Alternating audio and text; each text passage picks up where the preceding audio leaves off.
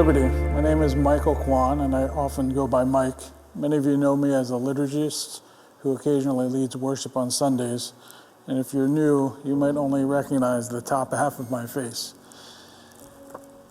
During the past 2 years, I've been an elder candidate here at our church. And my wife and I, Anna, have been attending Liberty River Wards for the last 6.5 years. I was born and raised here in Philadelphia, and those who know me well know that I bleed green. In 2020, despite this being a difficult year, I'm excited to celebrate 50 years of my family first coming to America, and it's a big part of my journey that started even before I was born. My parents were among the first in a new wave of Korean immigrants to the United States in 1970. When they first came, they weren't even sure if they would make it in the country, and they left their firstborn son behind in Korea with family. A few years later, they were reunited with my older brother, and then I came along as the firstborn American citizen of my family.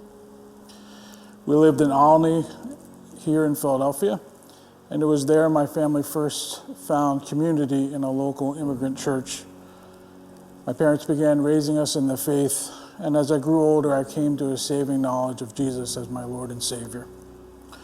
While finishing high school, I often prayed to God that He would use me to serve people, and I hoped that it would be back here in Philadelphia someday. 10 years ago, as I was finishing years of medical training to become a pediatric orthopedic surgeon, I took a job at St. Christopher's Hospital for Children, just 2 miles north of our church. A few years later, Anna and I contemplated moving into the city, and we decided to move to Northern Liberties. As God would have it, and by His divine intervention, about 9 months before we moved, we were on a trip to South Sudan visiting an orphanage and a hospital. And when we returned, we stumbled into a booth for Liberty at the River City Fest.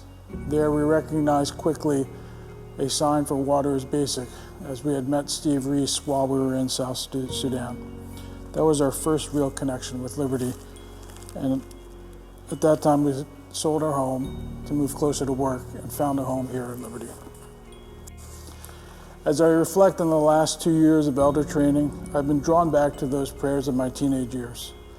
God brought me home, He brought me to Liberty, and He brought me back to North Philadelphia to provide health care to some of the neediest children of our city. I've been blessed with many educational opportunities, but no opportunity has been more important to me than being at St. Christopher's. A few years ago, I met a pastor from the neighborhood of our hospital. He said that sometimes the kids on our block feel like nothing good comes from North Philly. He said it is reminiscent of Nathaniel saying, "Can anything good come from Nazareth?" when Philip came to him to come see Jesus. It struck a chord with me being born in North Philly. I see those kids each day knowing they are made in God's image, and that is what resonates with me more and more, and what God has magnified in my heart during the last 2 years of elder training. As I look ahead, my hope is that God allows me to stay in Philly, to finish my career, and to be a long-standing member of Liberty, as my beard continues to grow white.